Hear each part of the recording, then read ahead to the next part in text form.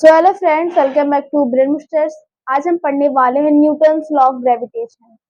Newton थे, एक scientist थे। उन्होंने ग्रेविटेशन पर एक लॉ दिया था। उन्होंने बताया था कि ग्रेविटेशन क्या होता है।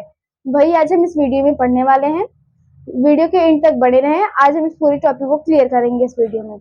न्यूटन एक साइंटिस्ट थे। माना जाता है कि वो एज अ पार्क में बैठे थे और उनके ऊपर एक पेड़ से सेब गिरा।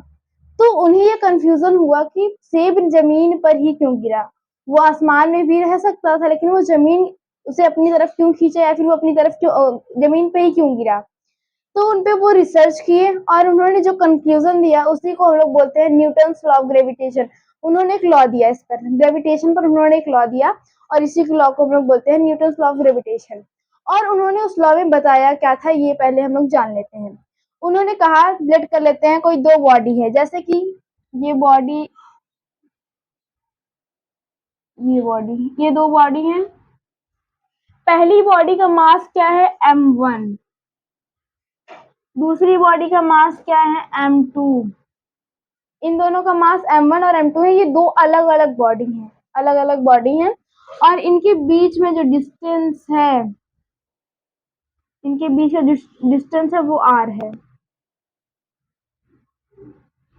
तो उन्होंने क्या दिया था लॉ, उन्होंने बताया था कि कोई भी दो बॉडी जो होती हैं यूनिवर्स में, पूरे ब्रह्मांड में कोई भी दो बॉडी है वो एक दूसरे को अपनी तरफ अट्रैक्ट करती हैं। जैसे कि अभी हम लोग अर्थ पे रहते हैं तो अर्थ में अपनी तरफ अट्रैक्ट करता है, हम भी अपनी तरफ अर्थ को अट्रैक्ट करते हैं, लेकिन हम अर्थ पर है, ना कि अर्थ हमारे ऊपर है। इसका भी एक रीजन होता है, हम इसके बाद अभी समझ लेंगे। लॉ पहले पढ़ ले उसके बाद। तो m1 और m2 दोनों बॉडी की मासेस हैं और इनके बीच का जो डिस्टेंस है वो r है। न्यूटन ने बताया क्या था, न्यूटन ने कहा था कि जो फोर्स ऑफ ग्रेविटेशन होता है, यानी कि जो F होता है, वो डायरेक्टली प्रोपोर्शनल होता है। डायरेक्टली प्रोपोर्शनल का साइन क्या होता है, ऐसे। डायरेक्टली प्रोपोर्शनल का मतलब क्या होता है, अगर आप मास को बढ़ाएंगे तो फोर्स बढ़ेगा, अगर मास को घटाएंगे तो फोर्स घटेगा। यानी कि अगर डायरेक्टली प्रोपोर्शनल कहीं भी वर्ड यूज होता है तो आपको वहां पर अगर एक वैल्यू बढ़ेगा तो दूसरा वाला भी इसके साथ बढ़ेगा, और एक घटेगा तो दूसरा भी इसके साथ ही घटेगा। तो उन्होंने बताया था जो फोर्स होता है वो दोनों बॉडी के मासेस के प्रोडक्ट के डायरेक्टली प्रोपोर्शनल होता है। यानी कि अगर दोनों बॉडी का मास ज्यादा है, उनका प्रोडक्ट करेंगे तो प्रोडक्ट भी ज्यादा आएगा। तो फोर्स हमारा क्या होगा, ग्रेविटेशनल फोर्स क्या होगा, ज्यादा होगा। लेकिन अगर उन दोनों बॉडी का मास कम है, उनका प्रोडक्ट कम होगा, तो जो फोर्स ऑफ ग्रेविटेशन है वो भी कम लगेगा। और उन्होंने बताया था जो फोर्स होता है वो इनवर्सली प्रोपोर्शनल होता है आर के। कहीं भी अगर इनवर्सली प्रोपोर्शनल हो जाए तो वहां पे जो भी वैल्यू रहती है उसे 1/r लिखेंगे।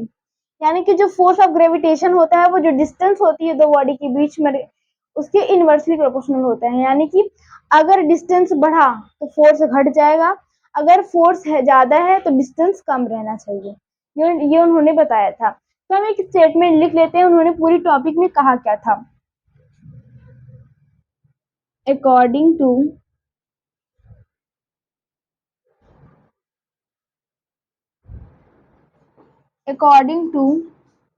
Newton's law of gravitation,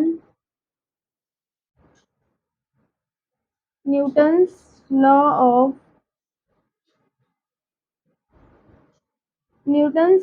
of gravitation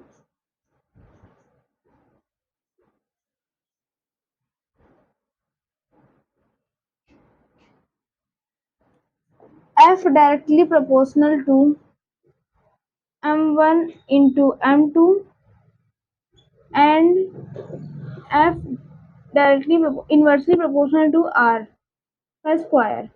यहाँ पे जो टाइम है उसको स्क्वायर करेंगे तो हमारा जो फोर्स आएगा, यानी कि अगर दो बॉडी हैं, लेट कर लेते हैं, जैसे कि हम हैं और अर्थ है, हम पृथ्वी पर रहते हैं और अर्थ, तो हमारे बीच में कोई दूरी है।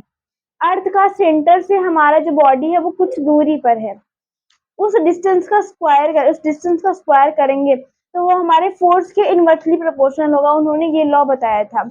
इसका एक हम एग्जांपल लेके समझते हैं तो आपको अच्छी तरह से समझ में आएगा। जो न्यूटन ने लॉ दिया था उसके बेसिस पर उन्होंने एक फॉर्मूला बनाया। फॉर्मूला क्या था, फोर्स ऑफ ग्रेविटेशन को निकालने का था F is equal to G m1 m2 upon r square. अब इसमें कैपिटल G क्या है ये हम जान लेते हैं। कैपिटल G अभी हम लोगों ने देखा था क्या था, F डायरेक्टली प्रोपोर्शनल था m1 m2 upon r square के। हाँ, डायरेक्टली प्रोपोर्शनल था। अगर हमें प्रोपोर्शन का साइन हटाना है, यहाँ से इक्वल का साइन लाना है, तो हमें यहाँ कोई भी कांस्टेंट रखना होगा। लेकिन अगर हम ग्रेविटेशन के बारे में बात कर रहे हैं तो वहाँ पे ग्रेविटेशनल कांस्टेंट आएगा, और ग्रेविटेशनल कांस्टेंट को हम लोग रिप्रेजेंट करते हैं कैपिटल जी से। ओके, आप समझ गए होंगे कि यहाँ पे जी कहाँ से आया और जी क्या है। जी एक ग्रेविटेशनल कांस्टेंट है जिसका वैल्यू यूनिवर्स में हर जगह कांस्टेंट रहता है, यानी कि चेंज नहीं होता है। चाहे आप अर्थ पे हो तब पर भी जी का वैल्यू वही रहेगा, आप मून पे हो तब पर भी कैपिटल जी का वैल्यू वही रहेगा। एक स्मॉल जी भी होता है, एक्सीलरेशन ड्यू टू ग्रेविटी, उसका वैल्यू हमारे अर्थ पे अलग रहता है, मून पे अलग रहता है, लेकिन यहाँ कैपिटल जी की बात हो रही है तो आपको ध्यान रखना है कैपिटल जी का वैल्यू कहीं भी चेंज नहीं होता है। और कैपिटल जी का वैल्यू है कितना ये जान लेते हैं। कैपिटल जी का वैल्यू है 6.67 into 10 power minus 11 newton metre square पर केजी स्क्वायर। ओके, ये है हमारा ग्रेविटेशनल कांस्टेंट का वैल्यू।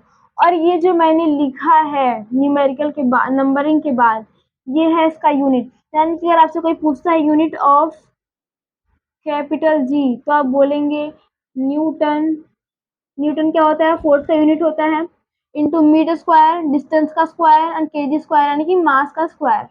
तो ये है हमारे कैपिटल जी का यूनिट।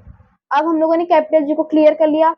m1 m2 क्या है, मासेस ऑफ द बॉडी, जो कि मैंने पहले वाले पार्ट में ही समझाया था आपको कि मासेस ऑफ द बॉडी क्या होते हैं।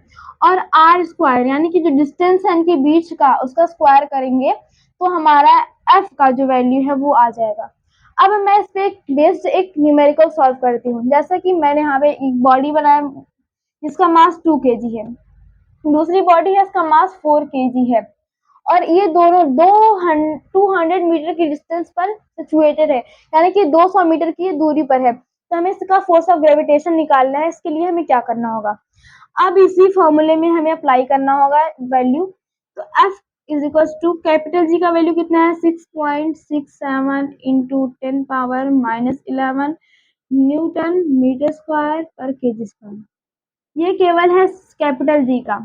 मास ऑफ फर्स्ट बॉडी कितना है 2 kg, mass of second body है 4 kg, और यहाँ पे हमें रेडियस का स्क्वायर भी निकालना है, यानी कि जो दोनों बॉडी के बीच का डिस्टेंस है उसका स्क्वायर भी निकालना है। अब 200 मीटर का स्क्वायर यहाँ पर कर देंगे, 200 मीटर का स्क्वायर। अब हमें इसे सॉल्व करना है। Force is equal to 6.67 into 10 power minus 11। अभी मैं ये सब सारा वैसे ही नोट कर रही हूँ, न्यूटन मीटर स्क्वायर अपॉन यहाँ पे केजी स्क्वायर होगा, केजी स्क्वायर।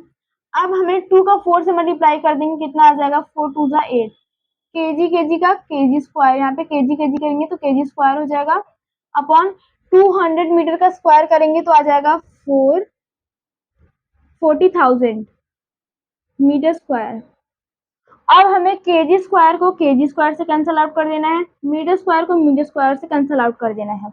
अब हमारा एफ का वैल्यू क्या आ जाएगा 6.67 into 10 power minus 11 Newton into 8 upon 40,000।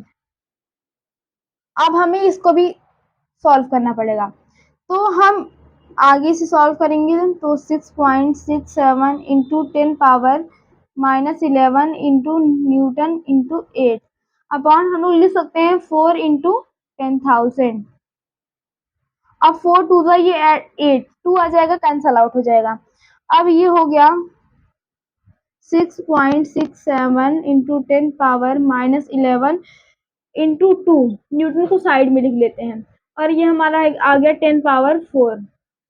अब अगर हमें किसी भी पावर को ऊपर लेके जाना है तो हमने फॉर्मूला पढ़ा है, अगर पावर ऊपर जाता है तो वो निगेटिव हो जाता है। तो आ जाएगा 6.67 into 10 power minus 11 into 2 Newton, और ये पावर ऊपर आ जाएगा तो 10 पावर माइनस 4 हो जाएगा, 10 पावर माइनस 4। और जब अगर पावर पावर सेम रहते हैं तो पावर ऐड हो जाते हैं। पहले लोग 2 का मल्टीप्लाई यहाँ करेंगे, 2 7 जा 14 कैरी 1, 2 6 जा 12 एंड 13 कैरी 1, 2 6 जा 12 एंड 13 ये आ गया। और इंटू 10 पावर -11 है -4 है, दोनों पावर ऐड हो जाएगा -15 न्यूटन। ये रहा हमारा आंसर। यानी कि अगर फोर्स है तो वो न्यूटन में आएगा। हम लोगों ने फोर्स का यूनिट पढ़ा था, न्यूटन होता है। तो ग्रेविटेशनल फोर्स क्या है, एक फोर्स है, तो उसका भी यूनिट न्यूटन में ही आएगा। तो हमारा आंसर 13.34 इंटू 10 पावर -15 न्यूटन आएगा। होप करते हैं आपको वीडियो अच्छा लगा होगा। अगर आपको वीडियो अच्छा लगा तो हमारी वीडियो को लाइक करें और हमारे चैनल ब्रेन को सब्सक्राइब करें। Thank you.